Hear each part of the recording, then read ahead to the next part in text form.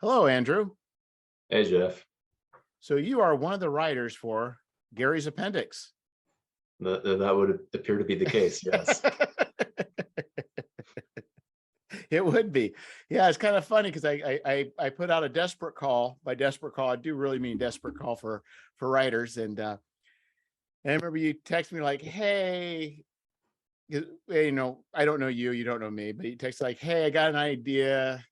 I ran this really fun game. I want to write an article about this fun game or this fun session I wrote." And I'm thinking, sounds like let me write about my favorite character. My first thought was like, no, but I thought, you know what? I don't know what Andrew's going to give me. I have no idea. There's no reason to say no now. I can always say no later. And so I said, sure. And then you sent me an article and I read it. I'm like, oh my goodness, Andrew, it's so good. It was so good.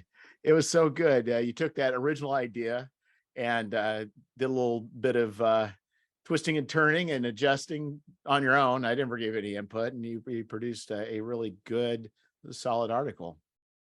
Yeah, it's kind of an interesting process there with that, just because when I actually sat down to write it, I was kind of sitting on the idea even after talking to you about it for about a week or two or something like that.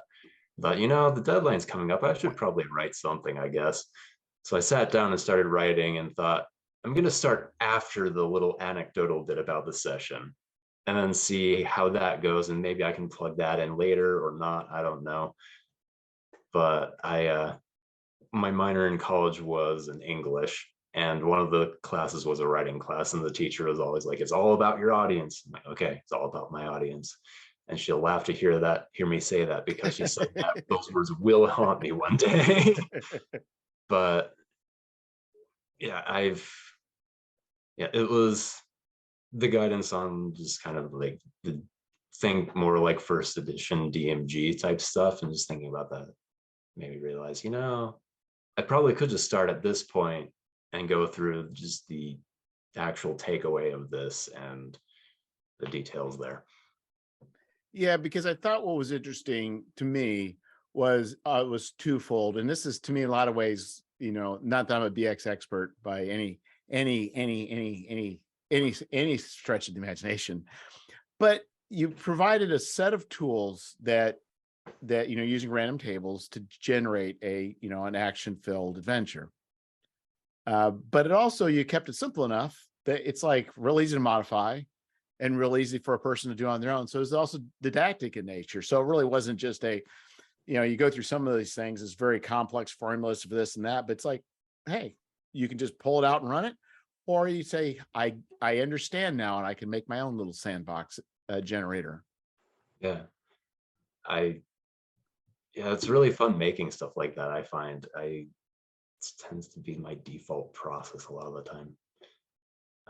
I don't like complicated formulas or anything.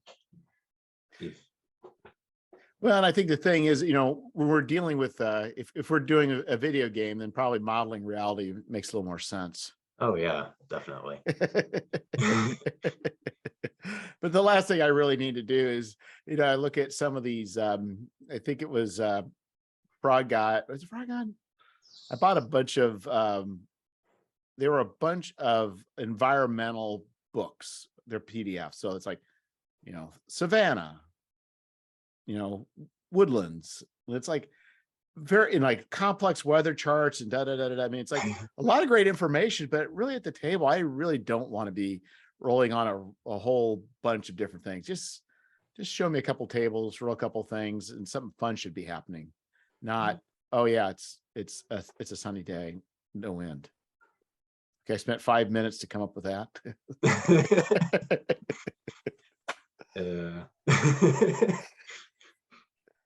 I feel like, you've already got a really super fast computer up here.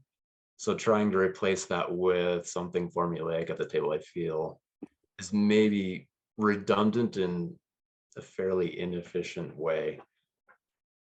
Well, and I think too, it's like the other thing is, I guess, they say, on one hand for like skill checks or whatever may be is only roll when it matters.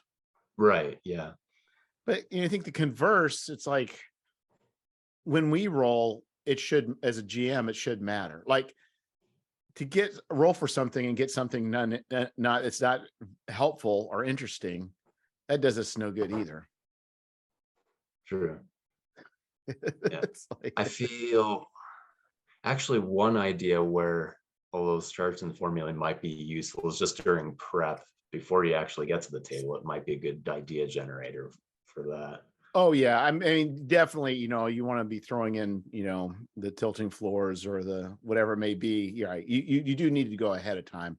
But I think just even still in general, it's kind of nice you can roll something a few times, get some really great ideas. It's not like you come up with, if you roll in the middle of every single thing, you don't come up with nothing special happens. I actually ran a dungeon like that once. I had all the encounters were on a random D6 table, and they went through the whole dungeon, encountered one wraith, and just completely demolished it. And then on their way out, they got mobbed by monsters. So it was an interesting and very lopsided experience. Getting nothing, okay, nothing, okay, nothing. Oh, you found one thing here, okay. Okay, now you're on your way out. Well, guess what? There's a mob of guys after you. Surprise. I guess it'd be more satisfying to die from a mimic, I guess. I don't know. Possibly. It's kind of strange. And I think that's and I think the thing is, it's like, the idea generators. I've been a big fan of those. I think probably the best I've ever seen has been from Modifius. I don't know if you've ever seen any of their generators. I haven't taken a close look at their stuff. Yeah, they did it for Conan, I believe, but the Octoon Cthulhu, if you want to do a World War II, I never really ran many games in that setting, but boy, it is a long process to go through all their tables, but when you do, it's pretty solid what you come up with. And so, and also Adventure of there was a Tome of Adventure Design. It just came out by I forgot his name, Matt Finch. Have you heard of that?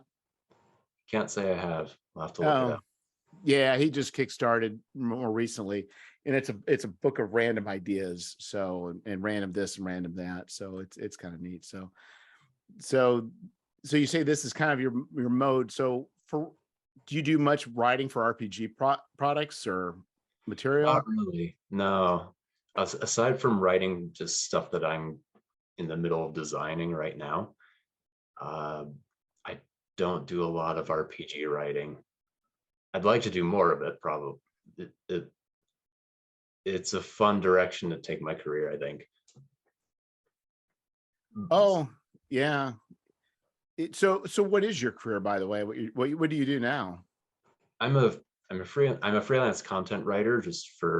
I have a few clients who work with various companies and put stuff on their websites. There's a lot of SEO involved in that.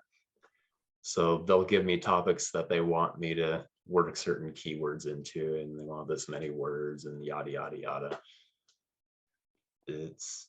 So I've gotten a decent grasp on writing for people, I guess, instead of just for myself. Oh, I see what you're saying. So you can take a topic that you really do not care anything about and make it at least moderately interesting, hit all the metrics, get all the key phrases. Hopefully. Yes. So is there software for that? There probably is. I don't really know much about it. Most I've used is just stuff to check domain authority when I'm backlinking to other sites to use as sources, because apparently that helps things rank. Yeah, I mean, there's a whole series of juice and what makes it work.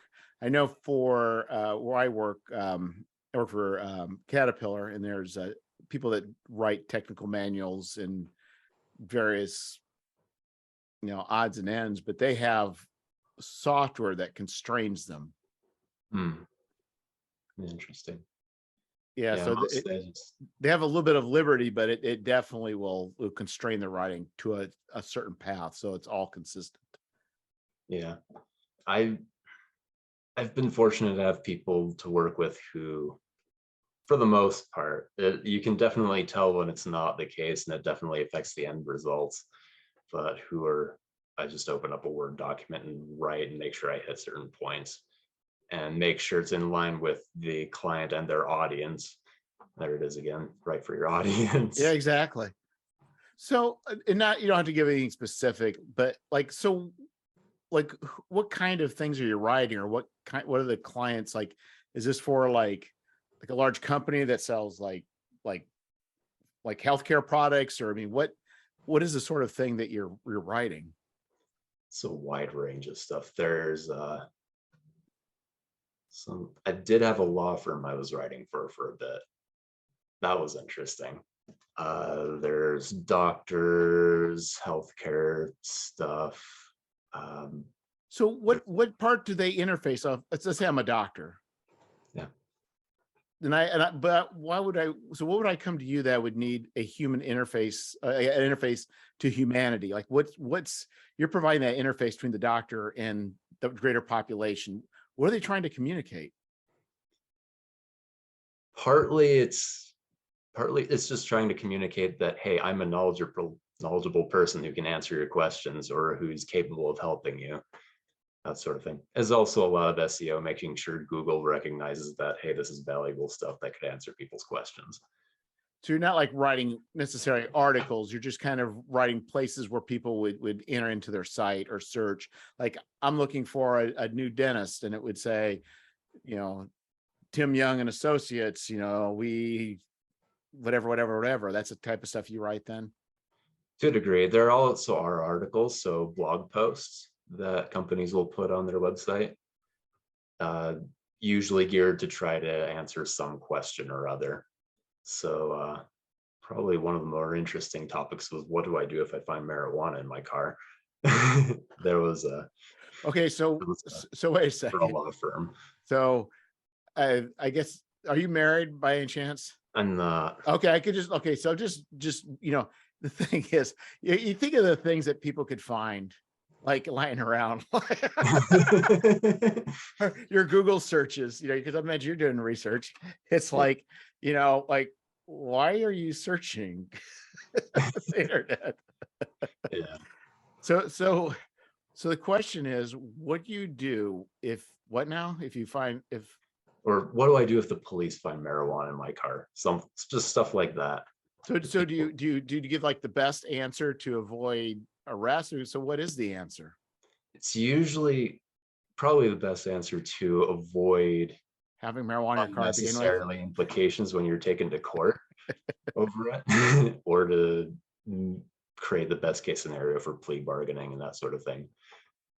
So I don't remember what the actual answers were.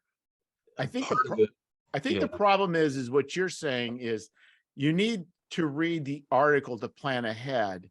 But if you're the type of person to plan ahead, you're probably not the person who's going to get caught with marijuana in your car. yeah, true enough. Yeah.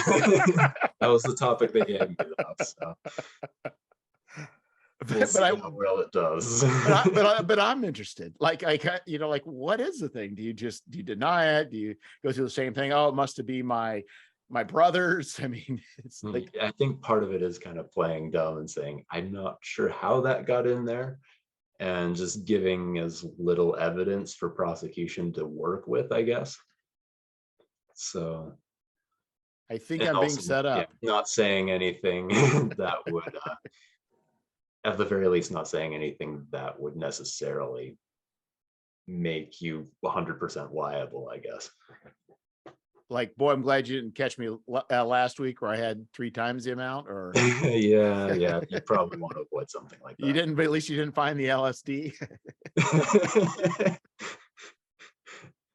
Yeah, So I think we need the reverse article now. Like, right. what don't you do? What don't you do? Yeah, really. Do not mention the body in your trunk. Exactly.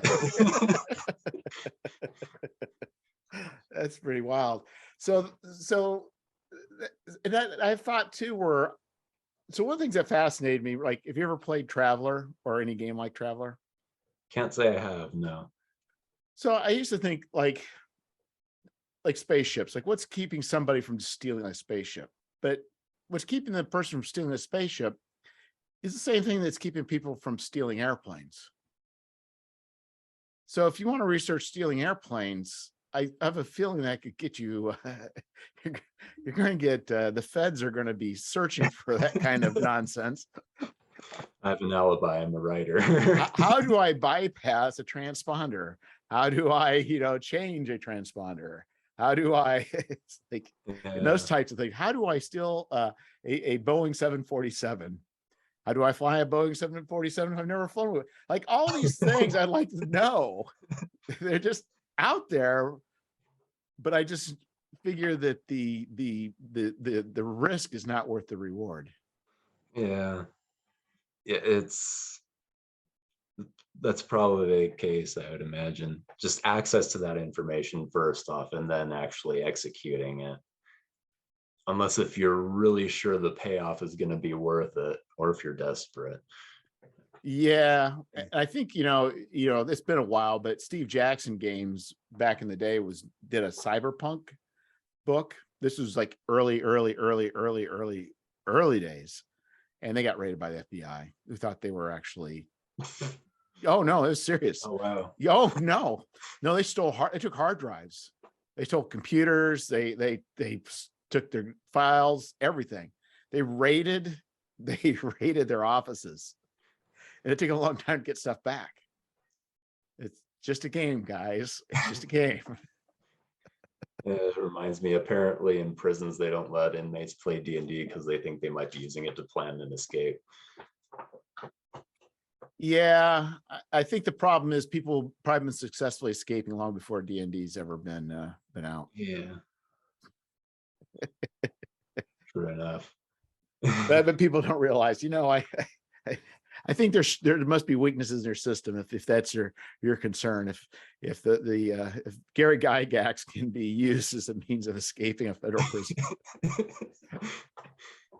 Which yeah. now, okay, so if I were to commission an article, I think this is what the article I would commission. How could you use the first edition Dungeon Master's Guide to plan an escape from a prison? That is a very good question. That would definitely bear a lot of researching into. See, if I were just rich enough, I could be commissioning all this nonsense.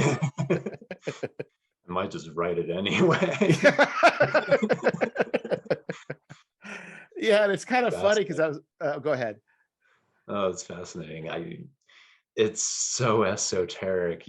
There's no idea. There's no telling what you might find that could be useful, and how much of it you'd have to just slog through in order to get to something that is useful. Yeah. And I think there's other things in there might be like, I don't know. It's strange. It is strange. And, I don't know if things are different now. I mean, back, in the day, things were definitely much more poo-pooed and looked down upon than it is today. But it's strange the aversion to, worrying about a game might lead people to even greater crime. It's like, I think society's already done a much worse job than D&D can ever do. So it's very likely. So you got one article under your belt for Gary's appendix, and I'm assuming you got some other things percolating. Gradually, yes. I've had some thoughts. I don't know if the first edition DMG covers this. If it does, great. If it doesn't, it might be something to. Well, it doesn't have to be. It's all in the spirit of what's interesting. Right. I was thinking recently about different clerical orders. I'm in the Catholic Church. You have different orders of monks, and they've all got their own little particular things they do. Just how would that look in a medieval fantasy setting where you've got this wide pantheon of deities. And Yeah, what is the requirement of a cleric, and how would that work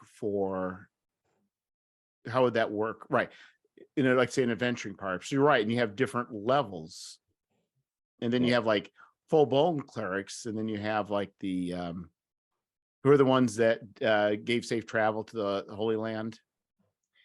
The Templars. Yeah, that. And then you probably also can deal with like even you're talking about medieval, which could also even aim it to the other direction to the Muslim monks, or Right. people who are of not I say monks, but of clerics. So no, that I think is a very fascinating one. I think it's definitely one that never really, when I say never, I don't know, ever really gets explored in a way that's meaningful. Right. And just I'd be interested to just look into different orders, like the monks in this cloister do these particular things, and they give up this sort of stuff, and this is the role that they're championing. They tend to focus on these particular saints and all that sort of thing. Yeah, and that is you're right, because I think it's easy to kind of think of them being kind of monolithic in nature, but they really aren't. And I'm sure from culture to culture and from order to order, they can vary quite widely. Yeah, it's really interesting to look into that. I took a class on it a while ago, and I'll have to look at my materials again just to pull some ideas from that. Yeah, there's definitely no shortage of fun things to explore.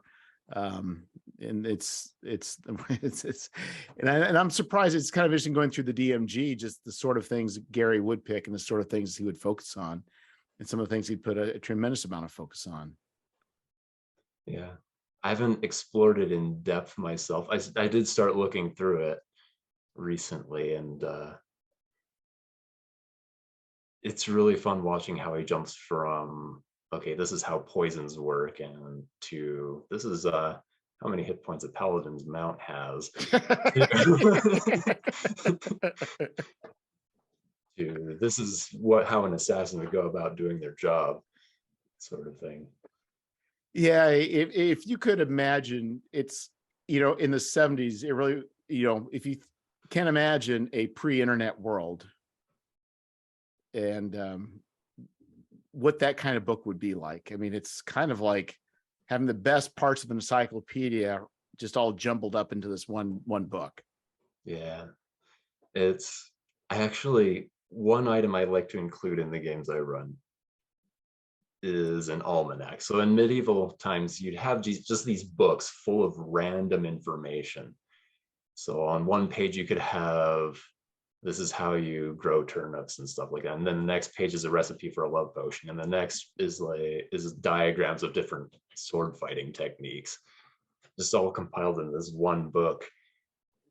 I wonder what the implications of that in an RPG setting would be. You just hand a player this book just full of random facts, and some of it might be useful, some of it might not. Well, for a particular setting, that would actually be amazing, because that could be a way of, like, for instance, let's say you did one of herbs. Right. And then you make sure that maybe some things they come across where maybe those herbs are necessary. Yeah. And so everything about it, lunar phases maybe have an effect, and so they would need to refer to that. Like, you would not necessarily have to tell them, but maybe certain times of the lunar phases, maybe certain kind of magic is least powerful, or maybe that's when the Fae are most powerful, or whatever it may be. And then for that setting, that would pertain in a way that's meaningful, that they could use that for an advantage. Yeah, I can definitely see that happening. Also, it'd be fun to scatter in a little bit of misinformation here and there too.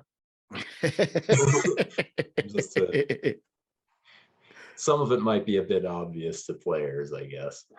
Well, or it could be that it does do what it says, but there's that side effect. Yeah. or just a warning: do not complete this recipe if under a new moon. Yeah, exactly. It's just because I think, yeah, and that would be interesting because I don't know that anybody's really done that. But you think about like all the different settings and the things that they focused on, like say with either Greyhawk or more to the point, something like Forgotten Realms, something like that would be very interesting. Yeah. Yeah. And I also think too, look, when I was doing the bestiary, a lot of times it's strange, as modern people, we look at the fantasy world through the eyes of science. Yeah, I've seen What that. if all the things they believed were actually true the way it were? So like, the humors is the key to healing. Right. Yeah. And Yeah, I've seen that. It does seem to be, we like to systematize things in a very logical, we know how this thing works and we want to know how properties of how this magic spell works, and you follow yeah, this formula and it. But yeah, from a medieval mindset, there's kind of an element of mysticism thrown into that I feel is really fun to capture, but is hard to capture if you're going strictly with a formulaic approach to the game. yeah, and like diseases, diseases were caused by miasma. She's got some bad air. Yeah. Well, where do you get bad air? Well, probably through swamps and dungeons. Oh, makes sense. But And that's of course where like molds and different things grow too. But but you can just put things on their head. right, how molds, we often like it's funny how in games you have slimes that are basically treated as monsters, and how I might wonder how you might plug in just disease effects with that. I don't know. Yeah, well, definitely, if you go work in your basement, you got some black mold, you'll Oh yeah. Well, the thing is, even hallucinogenic properties and such like that. But Fun.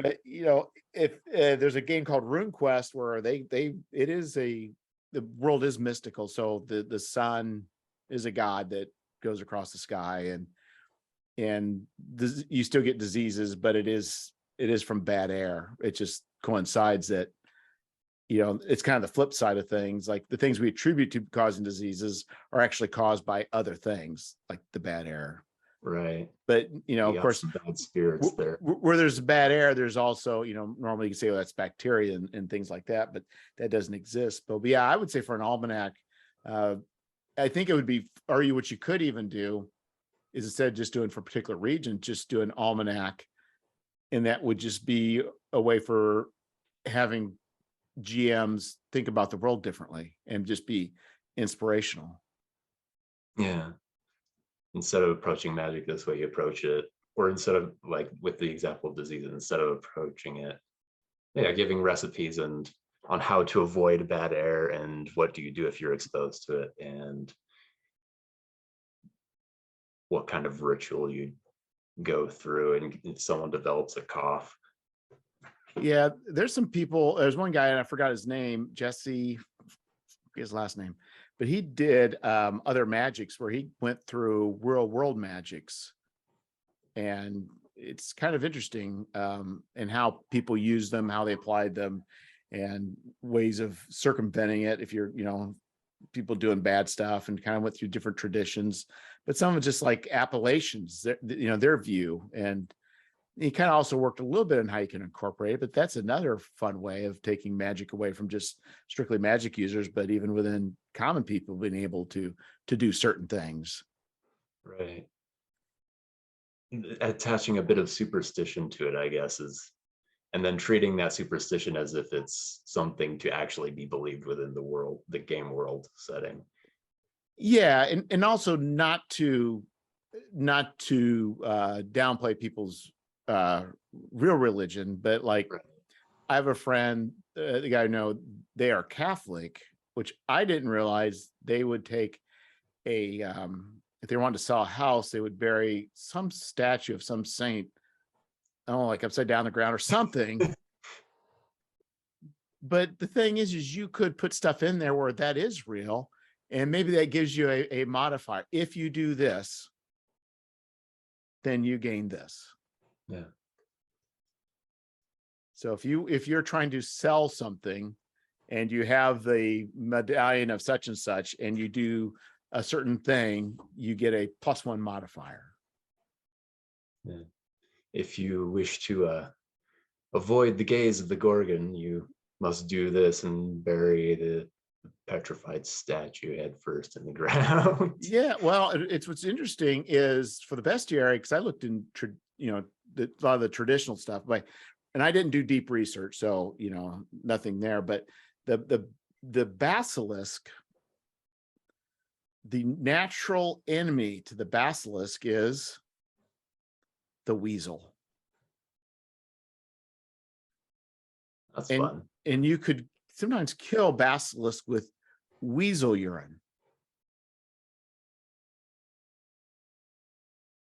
So That's fun. I well, like it that. is. So that is the thing I look at. It's like, well, in some stories, the basilisks are like small, like they're only like a couple inches long. They're not these large monsters. And other Right. times they are large monsters. But if you start saying, well, what if that is true? What if maybe weasels are the natural enemies to basilisks, and you have a basilisk to deal with? You're probably going to look out. You're going to go try and find some weasels. Go try and find a giant weasel and see if you can wrangle it. Yeah, but what if you don't even need what if weasels don't really have a hard time killing it, but maybe they just fight, or whatever it may be. There's something about a weasel. Then you're going to seek those things out, and I think you can provide. Talking about the Gorgon, there's ways of taking traditional ways of looking at things that are folklore in nature, and also apply them to the game in a way that could add for more fun and less direct thinking. Like, okay, Gorgon, what am I going to do? I got to get a mirror. Okay, we've got to have a shield. We'll polish it. Okay, it's like, what if there are other ways around it? Yeah, I'd have to look into that. That'd be a fun rabbit hole to dig into. There are, and you could also, if you're doing an almanac, you could even throw in recipes too. Why not? Yeah. And I think Anoint your eyes with this salve, and you'll be immune to the Gorgon's glare. and the other thing too, it's like, there's like, have you heard of Foxfire? Yes. So they collected appellation.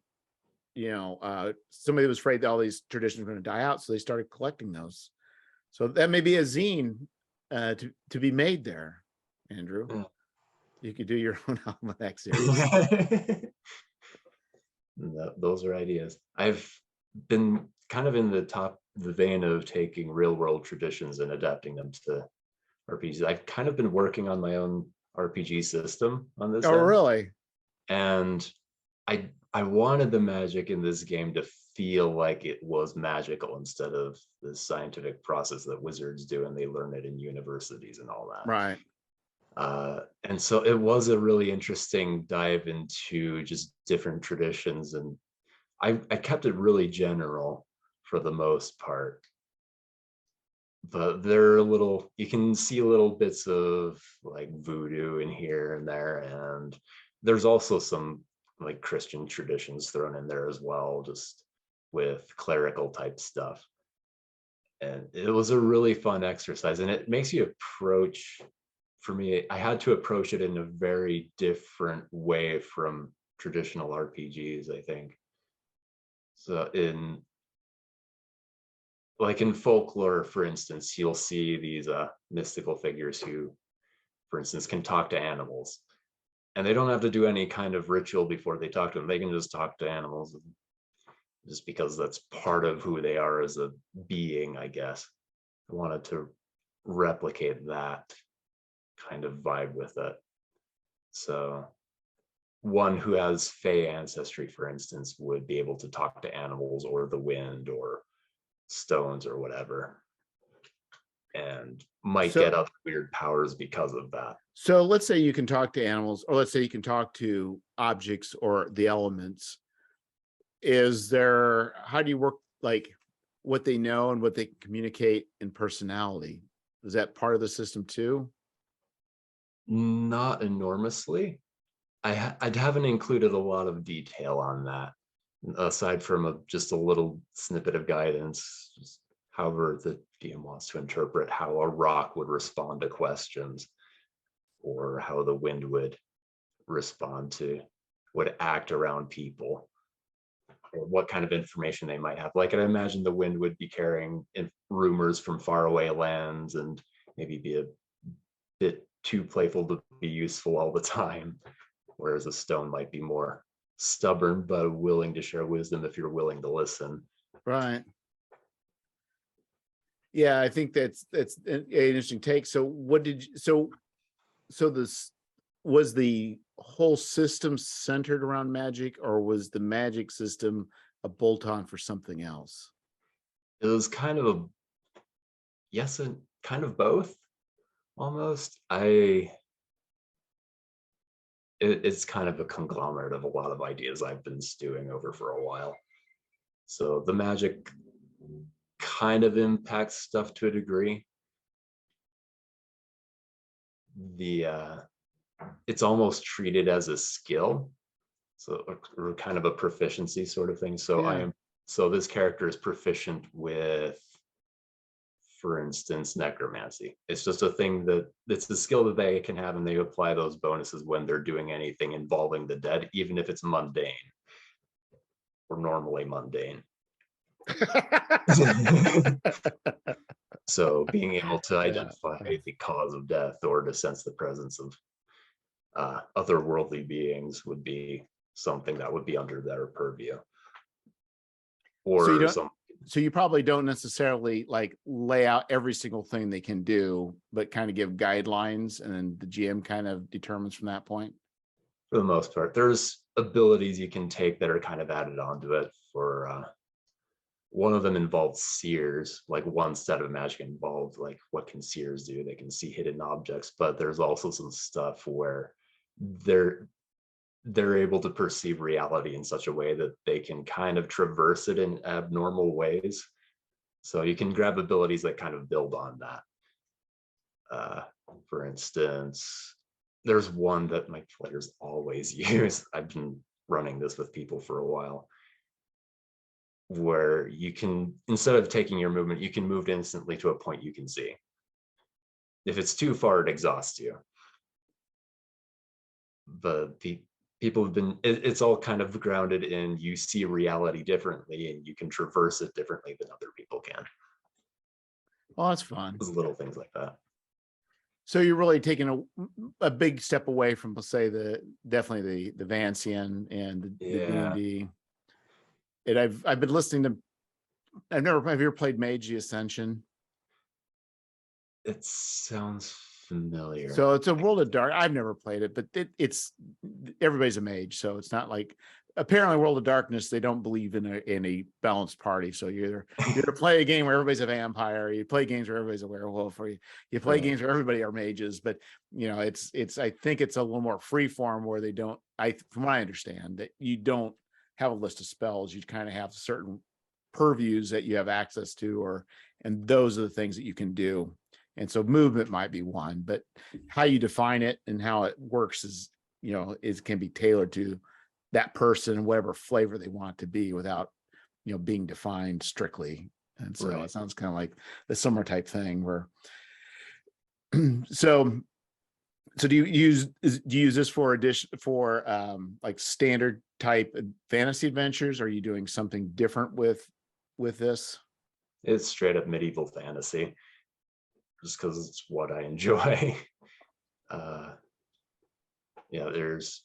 You've got wizards. They're usually more of that weird hermit who lives in the woods type of wizard, though. You've got swords and sorcery and monsters and that sort of thing running around. It kind of similar, but also in a different direction. The other thing I thought it would be interesting is every cleric spell is pretty much dealing with damage or it's related to combat. But what about spells that have nothing to do with combat? Yeah. Like curse a field or bless a field or I kind of included stuff like that. oh really? A little bit. Like there's at least you can bless an area to give advantage to certain tasks. Just you basically consecrate it for a certain purpose, and any rolls made to accomplish that purpose have an advantage.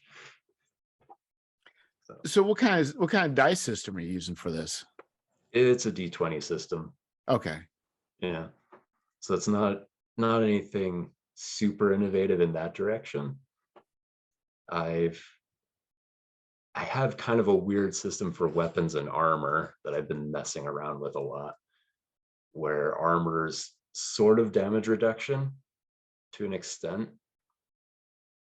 And I was running it as straight damage reduction, but that got a little bit clunky. And I just like being able to roll a die and look at the result and say, okay, that's the damage you take, without having to think about it. Well, the other thing with damage reduction is it can scale in a very wonky way. So it doesn't, there's a certain point where with armor goes beyond a certain point, it's becomes very, very powerful.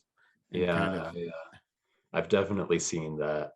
A party with full plate armor will absolutely steamroll most things.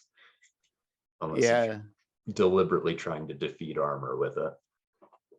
So the system I have right now is each weapon has its regular damage and then its versus armor damage, which is usually lower. So some weapons are better against armor than others.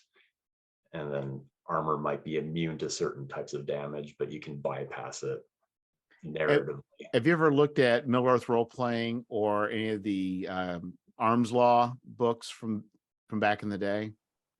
A little bit. I've taken this very quick gander through Middle-earth Role-Playing.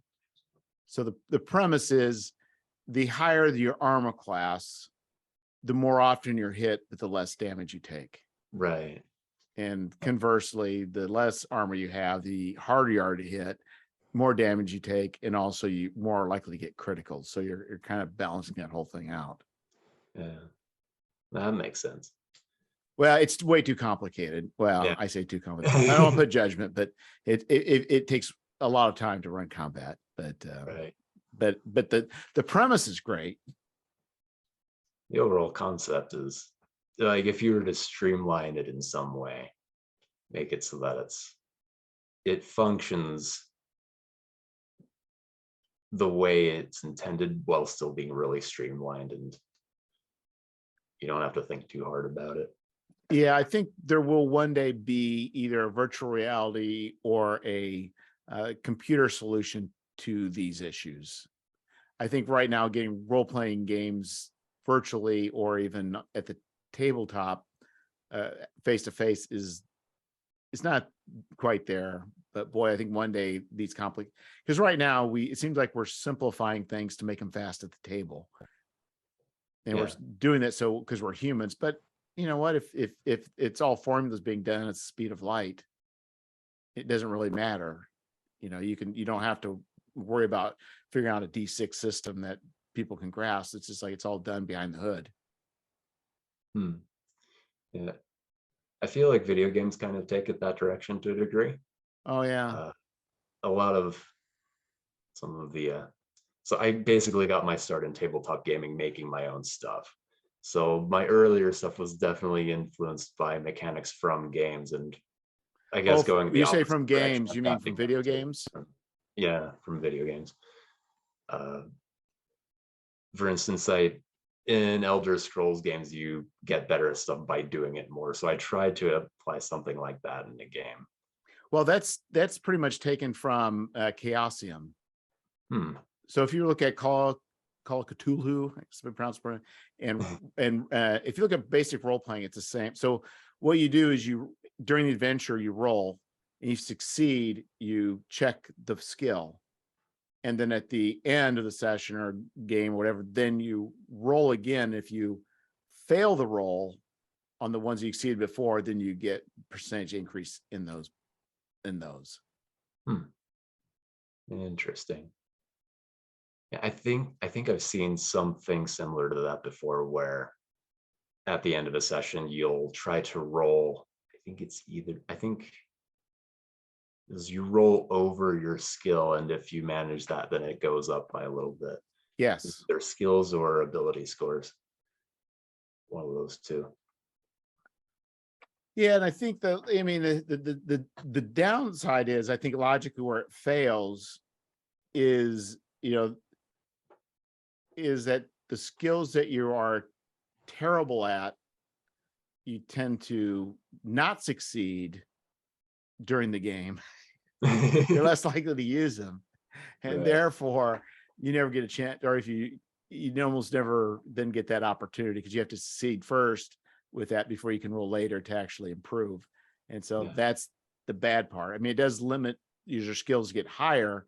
You're less likely to fail the second roll. So it seems to kind of reward progressing, I think, more in the middle. But I believe you can just, instead of you can, if you have extra time, you can have your characters work a thing. But I think with video games, you can just keep doing something because it's your time. Yeah. If you wanted to dig at rocks for 10 hours to get up a skill, you can do that. Yeah. If you want to spend so many hours mining down until you hit lava. Yeah, exactly. It's like, but at the gaming table, nobody wants to deal with that. So I think, I would almost be certain that the Elder Scrolls, I don't say took it, but that idea was there before. But the computer made it much simpler. And I think so one of the guys who was behind the Elder Scrolls, I forget, he was in role-playing games first. And he was talking about that. He's the one that came up with the math for that, but I guess it can be broken. People have found ways to Oh, absolutely. explain. Morrowind is a mess that you can absolutely bust wide open if you know where to poke it. Yeah, and I think that's probably a good thing, because it rewards different people for different things. Right. If you want to play it this way, great. If you want to take the rules as intended rather than as written, you can do that. Or if you want to break it open, you can do that too. So when did you first start playing tabletop role-playing games? It was probably around high school. I actually probably a lot of my start in it came from Hero Quest. I had a friend who had it, and some days we'd just get together and play that for a bit. And he hacked it a little bit, and somehow I persuaded him to let me play as a Chaos Knight. So I was running around in full plate armor and being overpowered, but it was a good time overall. But also, it would have been around high school when I was making my own stuff instead of paying attention in class. Yeah. Or whenever I had free time, just during study hall when I wasn't doing school stuff. Yeah, that was so. What was your first? We'll call it bona fide, but what was your first bona fide RPG? First bona fide RPG. The first one didn't have, or the first. By that, what do you mean? I guess. Well, like D&D. Did you play like Gamma World? Like, what was the first actual Hero Quest? Is my understanding is just more of a miniatures game Yeah, to it's random kind of dungeons. a board game. Yeah. So what was the first one where you actually okay, I'm playing a character and going about exploring the world that way? It might have been 3.5 D&D. And it never really went that far. It was just occasionally I'd be at a friend's place and he'd be like, "You want to play D&D?" I'm like, "Okay, sure. Okay, roll up a character and start an adventure." And then it never goes anywhere because then I have to go on. And we never met again to do that again. That was probably the first time I was playing a character in a game. Usually I'm just DMing, because it's usually just games that I've made, and I have these ideas for worlds and settings and stories and all that. And Oh, that's cool. So you just kind of so all the mechanics and such, you just kind of say, I want to try a thing, and then you get some people on board that bus, and then you drive that bus around. yeah, basically. And then maybe the bus runs out of gas, or you realize, oh, the bus doesn't have any wheels, but eventually you get a new bus and you get on board, and you Bus guys is go a for weird shape that doesn't work.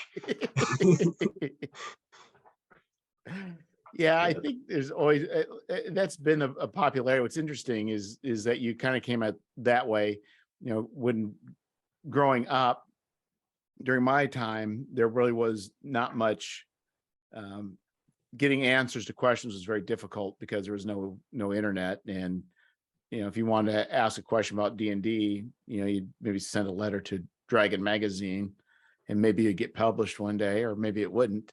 So I think it kind of rewarded people just making stuff up because you weren't really sure, and things seemed to not work. Maybe it didn't work because you didn't understand it, but it's kind of interesting because you come from another way of just saying, I just enjoy tinkering with things. So it's kind of almost a hybrid in a way where you've played the video games, you've played the board games. You're like, well, let me try this. Is that kind of way you approach it? A little bit.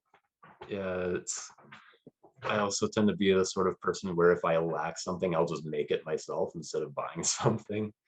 So I have been buying a lot of RPG books lately just to kind of mine them for ideas. But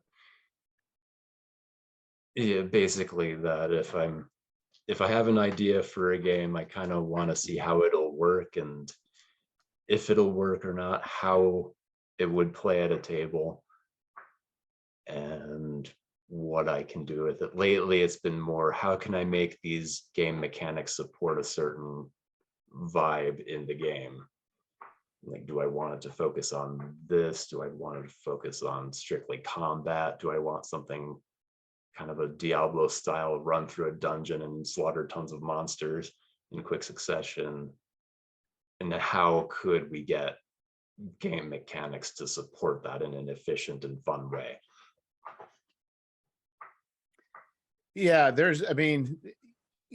think it goes to show that, for a long time with D&D, things went a particular way, but I think more as of the last 20 years, people are starting to explore different spaces and different avenues. But it's kind of interesting.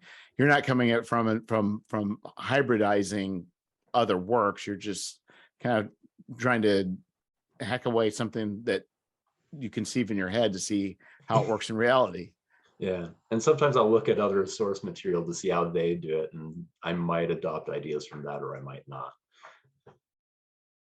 Yeah, I would just hybridize stuff. I don't think I ever created much on my own, but I just know that probably I've done as much damage creating hybrids as anybody could just do on their own.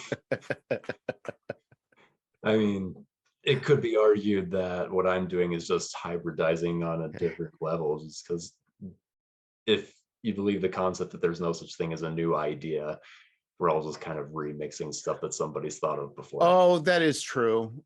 Right. There's nothing new under the sun. Yeah, it goes back to the AI art. Oh yeah. So somebody stated, I'm not, and I understand people's position. I'm not in any way mocking this guy's position. But this guy said something to the effect, I saw on Twitter, where he was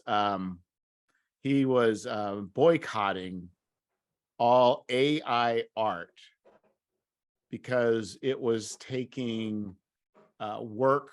I think two reasons. One is I think it's utilizing images that are created by people that are not in public domain. Right. And two, the intent is to maybe bypass the need for artists. And that it's being funded by Elon Musk. So it's a person who does not respect artists, who's demonstrated doesn't respect artists. and it's just a way of basically the man just trying to stick it to the artist. So, and I get his point, but I'm thinking too, it's like everybody's taking from everything all the time. The AI is doing nothing different than what a human artist is doing. Right. Steal from one source, it's plagiarism. Steal from many sources, and you're an artist. Yeah. You're an expert. I forget how that quote went exactly. Well, there's also the Kipling's about Homer. You ever read that poem? When Homer smote his bloomin' lyre? Oh, I shouldn't do this. Kipling. This is good. This is good radio here. It's just cue some elevator music. It's yeah, I can't do the accent, but it's called When Omer Smote His Bloomin' Lyre. So when Omer smote his bloomin' lyre, he'd heard men sing by land and sea, and what he thought he might require, he went and took, the same as me. The market girls and fishermen, the shepherds and the sailors too, they heard old songs turned up again, but kept quiet, same as you. They knew he stole, he knew they knowed. They didn't tell nor make a fuss, but winked at Homer down the road, and he winked back the same as us. So Homer was taking stuff from everybody. We're stealing from Homer, and everybody's winking. So we're all having a good time. We're all having a good time, and it's very interesting. It's like artists with music. It's like me. I wrote stuff for my upcoming project, Fame of the Fly God, and partway through, I would say almost all the way through this 100-page nonsense, I just realized it's a major kind of concepts that created that was taken from an adventure that I'd read. I wasn't putting the two together. And then I saw it, I'm like, good night. Like, the title is very similar. A theme is very similar. And I didn't necessarily steal it, but like conceptually, it's like, wow, what have I just done without even realizing it? Yeah. Everything's a remix. Yeah. I mean, and if you were to read the two, there's no direct comparison, but I look at the title. It's the same cadence, the same thought. It's just like, yeah, it's called The Temple of the Blood Moth, and mine is Fane of the Fly God. It's like, I don't know. I feel like moths and flies have a somewhat different role to play in stuff. They do, but it's a similar apocalyptic kind of situation even. But anyway, my point is right. It's hard. We were all taking, but I think the thing is for you, there's a lot of things that you conceptually, but mechanically, it's probably less hard to do when you don't read a bunch of game systems. We're all the time reading the systems like, oh, wouldn't that be cool to take this mechanic and throw it over here? Read another game system. Oh, what if I just took this entire setting in this system, but put it into a different system? It's not a good idea. Yeah. To be fair, though, I do think there's a lot of just traditional D&D influence in the games that I've made, just because that was fairly familiar. Well, it definitely is right. It is it's in the zeitgeist. I mean, it's almost completely unavoidable. Yeah. Roll D20, roll high. Here's well, even beyond that, I mean, you think of the concepts of attributes. Almost every single game, except for maybe the more wild indie ones, it's some variation, maybe differing in number of those same attributes. Yeah. There was a bit when I was trying to mine ideas from different stuff where I was looking at systems and I just looked at it and thought, this is D&D 3rd edition with a different skin. Yeah. Straight up. Maybe they rearranged some stuff here and there. Well, even looking at, to me, even the Apocalypse engine, it to me is still the NPC reaction table being used to make all the decisions throughout the game. Yeah. It's all I mean, it's a 2D. good table. Yeah, it's basically 2d6, you know, and you have degrees of success and failure based on those 2d6. And to me, the Apocalypse engine simplified that table, codified rules depending on where that table gets used. If you're seeking information or you're doing combat, and it's like, to me, it's that whole game is just an extension, is a wild extension of that one mechanic. Yeah. That's interesting. So is the game more focused on just the interactions between characters instead of No, so what it would be is like, so it's so 2d6, 2 through 6 is a failure. Okay. And when there's a failure, the see. GM makes a move against a player or a I character, see. I should say. So the move could be a number of things. It may not be, it could be damage. It could be other things. It could be you hear something in the background, or, you know, it could be moving the plot along. Then 7 through 9 is a partial success. So you could I've either seen this say, before. I will give you this, but you must suffer this. Give them Right, yeah. choices. This is familiar now. Yeah. I've read this before somewhere. Yes. And then the 10 plus is a complete success. And the and if you think about that, you can hack that as a GM in any situation you're in. You say, just roll 2d6. And you know, if you don't have the rules for it, you know, like I want to go do a thing, and you're like, well, I don't want to role play this out. I don't want to necessarily spend the whole adventure. Let's roll 2d6. And you know, see where they come up. And you're like, they roll a 5, say, you know, guess what? You picked a bad day. You're now in this situation that's not to your advantage. And we're going to start from the moment where this thing went wrong. Let's go. And you don't have to play up to that point or anything.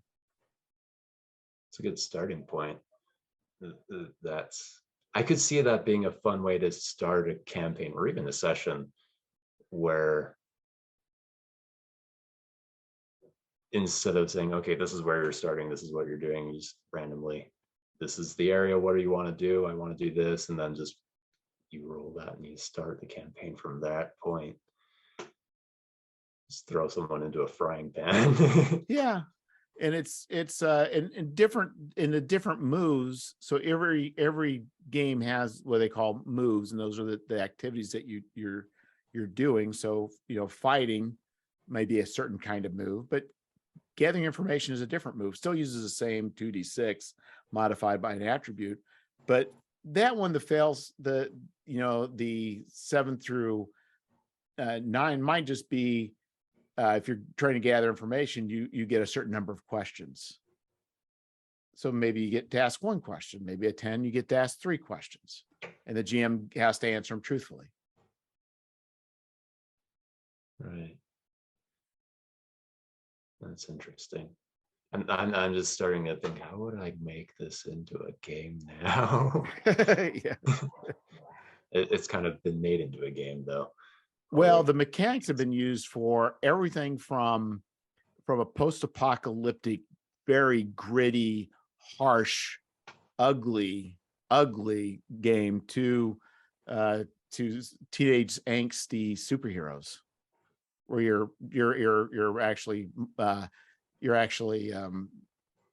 focusing on the teen drama where the superpowers are in the background.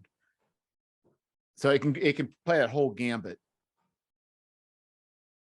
Yeah. It sounds really versatile. It is. I would say it's probably one of the most common third-party systems out there. So there's even one that's called, one they did is called they did one that's, I forget the name of it, it's a telenovela. So the whole game is you're playing Mexican soap operas.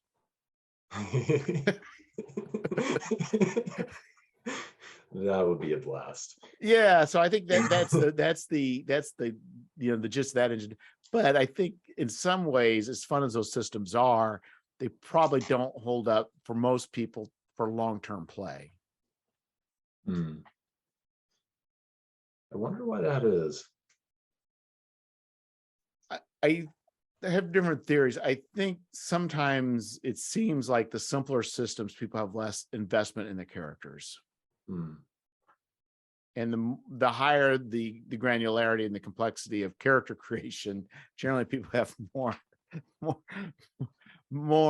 desire to more attachment to their characters. Right. That makes sense. I also suspect that if you're going with something really niche, like for instance, you're playing the Mexican soap operas,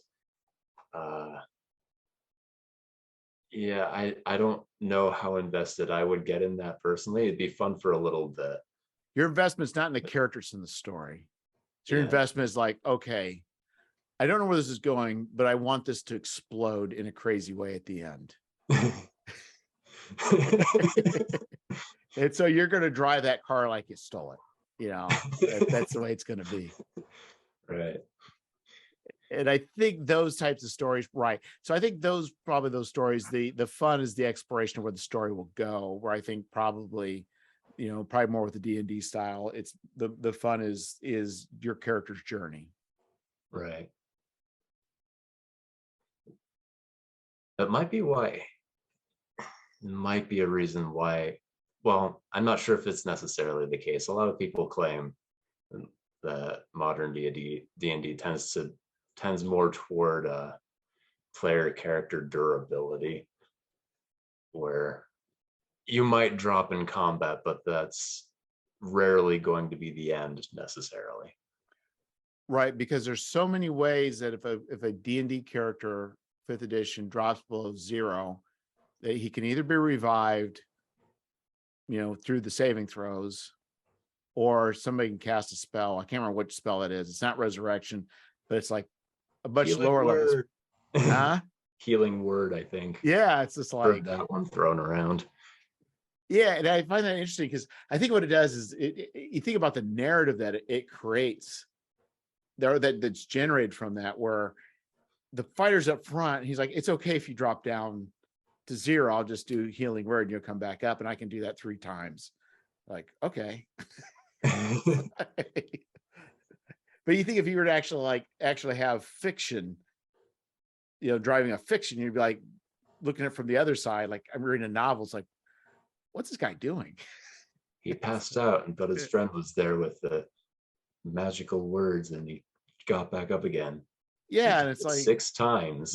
Yes, exactly. It's kind of weird, and it changes. Yeah, and I think it does create, I think, in some ways, a more bold play for people. Like if you're playing old school essentials, you're not, well, Yeah. most of the time you're not. People may try and do some crazy things, but you can do the math pretty quickly and say my odds aren't great. Where you're like, 5th edition, you're like, you can calculate probably more easily the ability to take things down, and things won't necessarily go sideways as quick as it will with some of their simpler systems.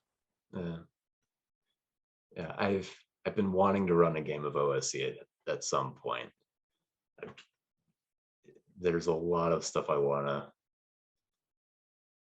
or maybe not necessarily draw upon, but I've kind of been craving that sort of vibe where the story is not so much about, player characters and their prowess in combat, but more along the lines of how are we going to survive this, and people surviving by their wits. And hiring retainers, that's key. Yeah. So you hire retainers.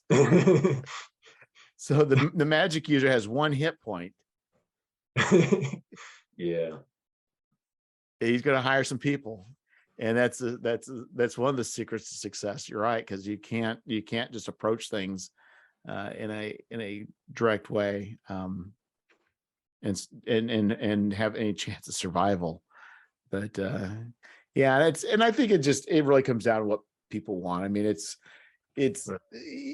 that scrounging, desperate, wait till trying to get up to like third or fourth level before you get enough hit points. You're not going to die, at least the first couple rounds. I mean, then you can breathe easier. That's not necessarily what people want to play all the time, or not all people want to play. I mean, some people want to, they want to be heroic, it's just, they don't want to be,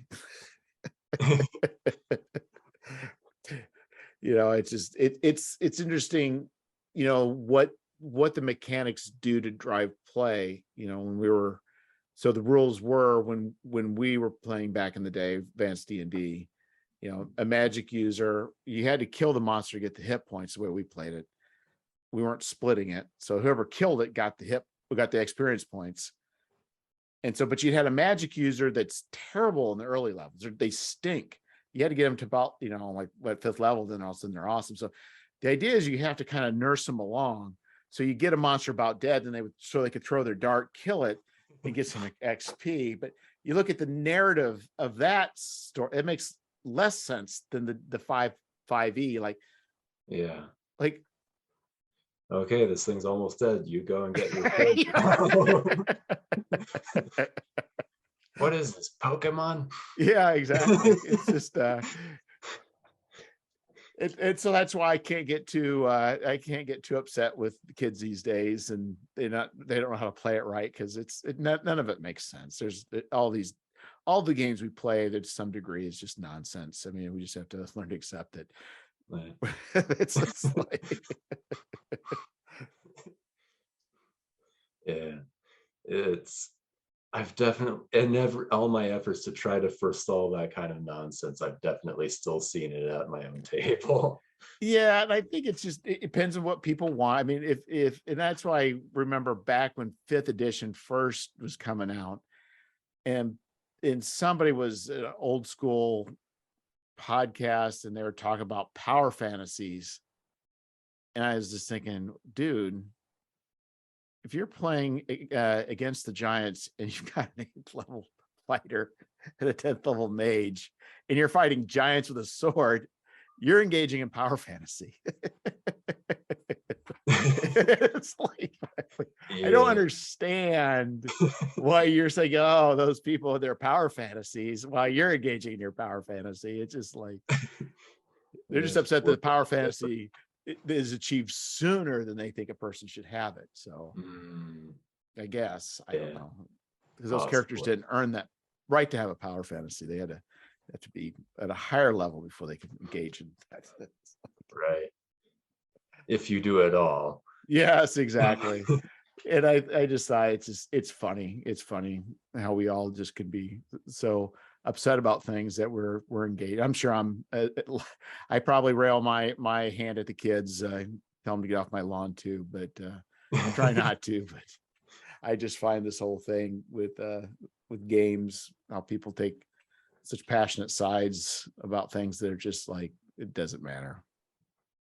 We're all having a good time here.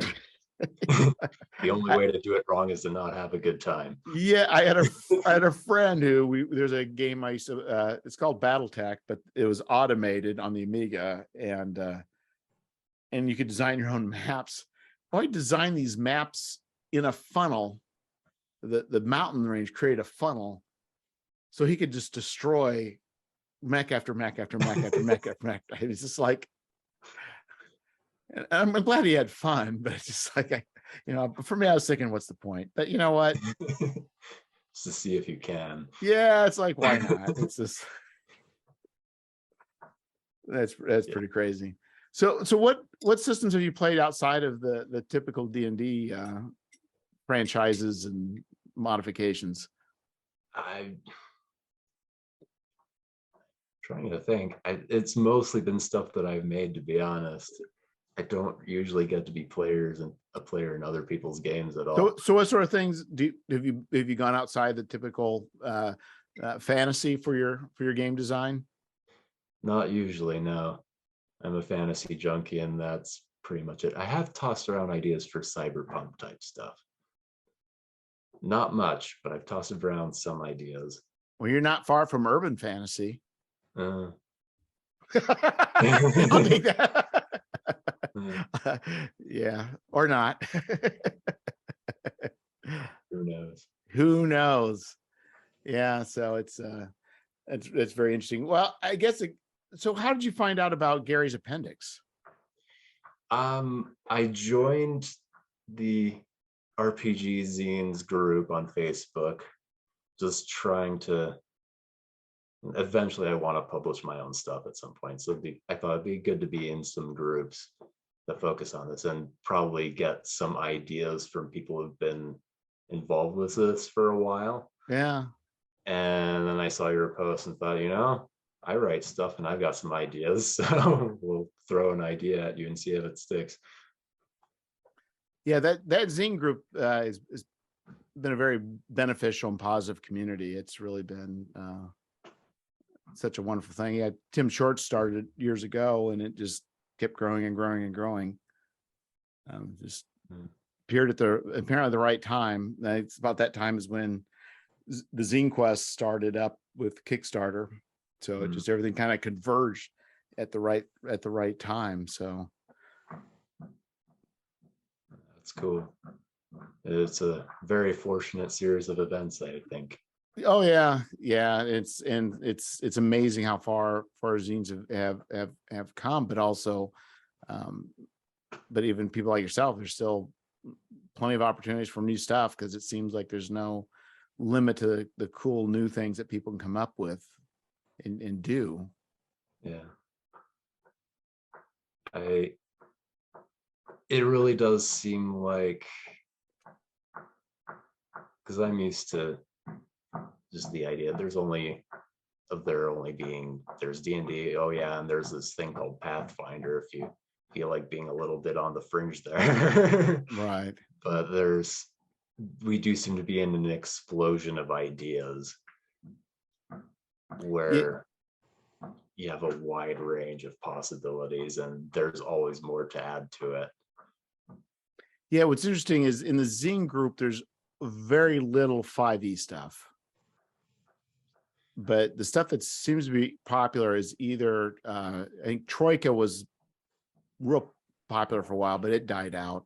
Morkborg is very popular, and old school essential stuff is very popular. And then I think probably the next chunk would be people just doing their own things. Yeah, it looked at Morkborg. That looks like it would be fun. Just it would be in its own brand of fun. I've never played it. I don't have the book, but my understanding the mechanics are fairly simple and robust. So yeah, I think but my understanding is reading the book, it's non-linear in how it's put out or laid out. So it's in fact, I think Zach Goins, I think if I recall correctly, he ended up doing a video for how to run Morkborg. So people appreciate that on YouTube because people get the book and they're like why is the stats for a great sword an entire spread? Yeah, and I think even like I don't know if it's the indexes or the table of contents is in the back. I don't know. They've really have just kind of just seen how far they can push things, but yet remain viable. So it's kind of, I mean, it's definitely, I think, an experiment in graphic design. Looks like they had a good time making it. Oh yeah, well, it definitely supercharged. I mean, if you look, like say, Morkborg is probably one of the most popular. I would venture to say it's probably the most popular game at the moment that has supplements written for it. Interesting. That actually is a little bit surprising to me. I do know they like to encourage people to make stuff for it, so they're very gung-ho about that. So that would probably help, I'd imagine. Yeah, and I'm not sure all the reasons why, but yes, they definitely have made it very easy to be a publisher, and it does seem like it does seem like a lot of, so I'm not a Morkborg fan, but looking at stuff that people have done for Morkborg, looks like a lot of people have done some really fun, neat stuff with it. So you can't really, you really can't. So they broke a lot of rules, from what I understand, with the main book, Morkborg, as far as design, layout, but they knew what they were doing when they broke them. It wasn't like, they were experts, so they can do that. Where I think most people a lot of people who have done their supplements have been able to kind of capture the feel of it, but without trying to copy the chaotic nature of the book. Right. And so I think that plus the simple system probably makes it very viable for people to dip their toes in and write stuff for it. Seems really approachable, I think. Well, you look at it and you think these guys aren't taking themselves that seriously. So for me, at least, I feel like that's almost permission to kind of go ham on it. Think, well, I've got these ideas.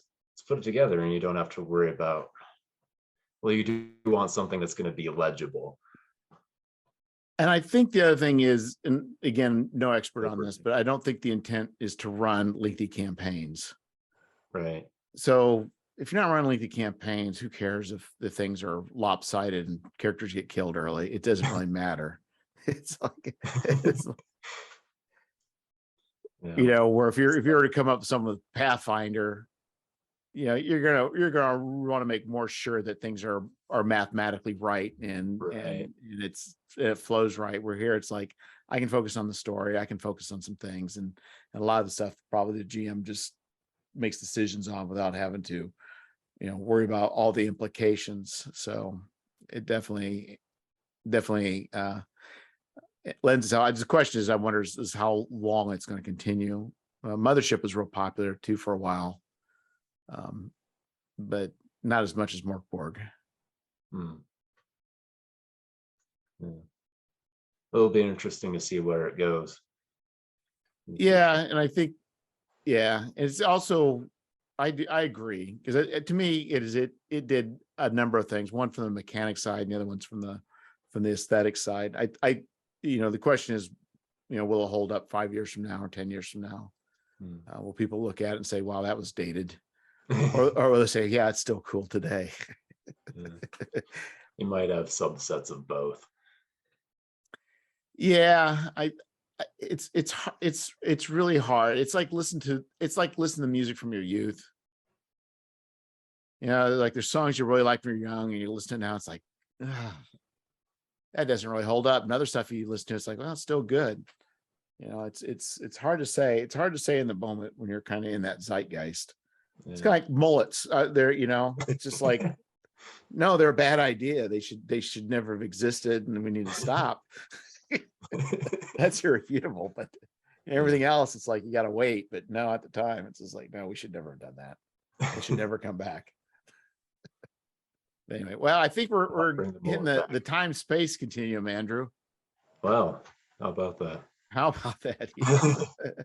Well, thanks for coming on, and really thanks for your article. And I'm really looking forward to people reading that. Yeah, it'll be a good time. Thanks for having me on here. Oh, sure. And also in the show notes, people want to hire you to write articles on just about anything. You're the man, right? We can say that, yes. You're gonna run that by your lawyer first, right? Okay. Yeah, I've got repeat clients, so I'm probably good enough.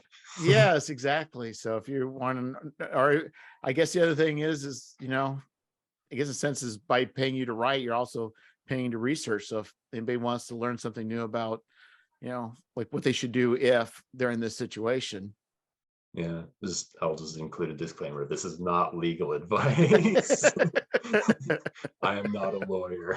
Yes. Just know some stuff. I know some stuff. Well, thanks again, Andrew. Thanks. Until next time.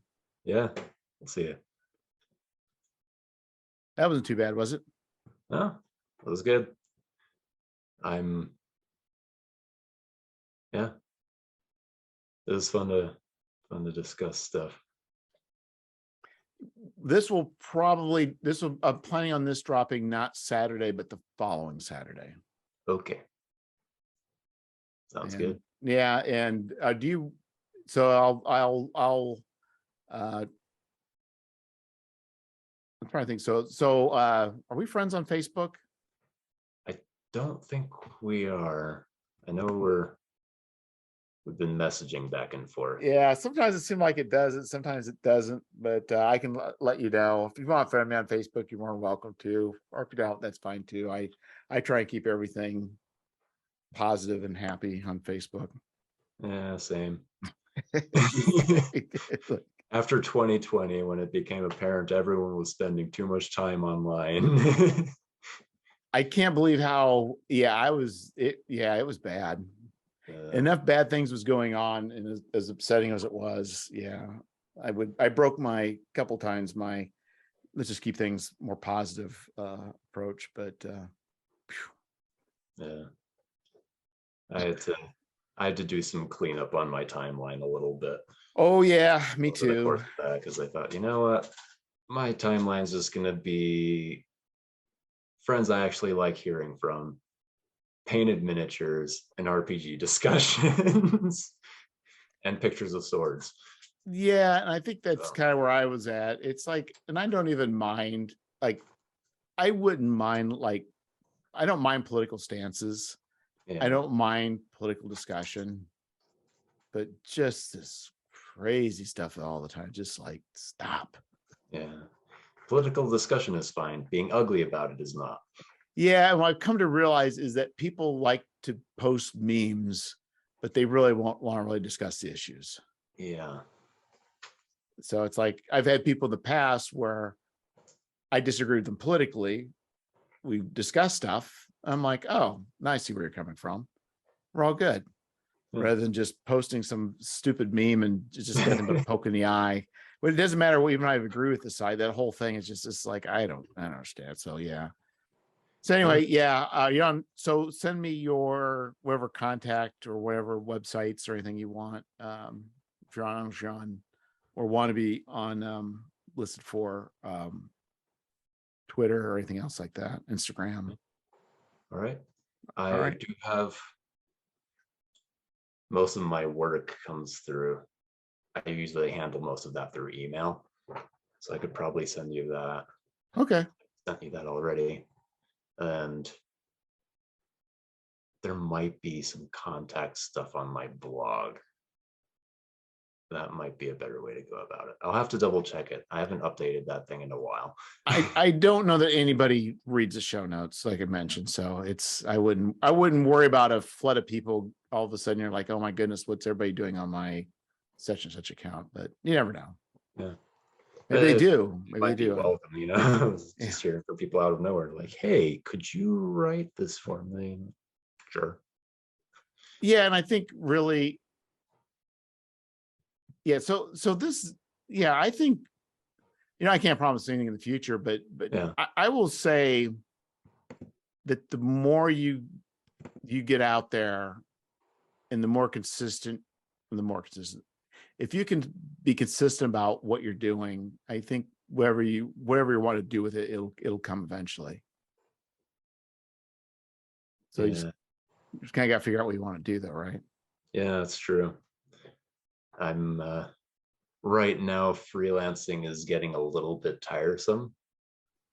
So I've been when you say tiresome, you mean like you've got work, but it's just a grind, or are you just saying just the stress of finding clients and that kind of stuff? I have work and it's a little bit of a grind some days not. It depends on a variety of factors. So it would be fun. I would like to start publishing my own stuff. That, like, I've done a lot of stuff for hire, and so my name doesn't go on it at all. Right. It's strictly like I've worked this many hours on it, or this is this many words, and therefore we're charging this much for it. but like my whole life I've been making role-playing game stuff, so I wouldn't mind making that at least a secondary source of income at some point, or at the very least feeling like I can set aside time, like I can by the time that I set aside for it. Right. I If that agree. makes sense. It does. It does. And I think all right. And for me, my goal is to actually get enough going to actually work enough money part-time where I can actually do this part-time. But yeah, I understand exactly what you're saying. You've got a limited amount of time. Your time is your resource, and if you're writing for this, you're not writing for something else. Yeah, it's true. Of course, if you keep doing the same writing stuff, but you also need breaks from that thing that you're doing too. So it's true. Yeah, if I'm still thinking through it, but I do think that's what you said is if you do something enough, it'll work. There's something to be said for persistence, I think. yeah, so like the podcast, I started out and it kind of peaked up high and then immediately plummeted, and it just kind of languished for a long time. And I got to a point where like I thought, do I really want to keep doing this? It's not doing that great. It's doing this every week. I'll just go to once a month. And I realized actually I'm getting benefit from this myself. Like I am enjoying this enough that I kind of want to just keep it weekly. And then all of a sudden more people, I still don't have large numbers, but all of a sudden more people started listening, like out of the blue. And it's kind of been growing since. So I think it's just a matter of, in the zines, I just step by step, I've been moving along. So I think, yeah, for you, I don't think you have to decide exactly what the end's going to be, but you start doing stuff consistently, things will start opening up. Yeah, I think I've seen that to a small degree so far. Actually, freelancing kind of worked that way. When I got started freelance writing, I was working in a call center at the time and started doing that and thought, I like this more than being on the phone for several hours a day. I'm not really a person who enjoys being on the phone that much anyway. And it came at just about the right time too. But I guess just believing that, hey, I can do this, and doing it more and more, and over time it ramps up. Yeah, it is kind of weird, like there's times where I catch myself like, I don't know why people buy my stuff. It's like there's times where I'm like, this is weird. I feel very odd right now. I feel very odd pitching this. I don't feel odd even about sometimes even like making it and selling it. But if I know somebody bought it and I'm talking to them, then I start feeling very, very awkward. I don't know what. Like, you're out of your gourds, dude.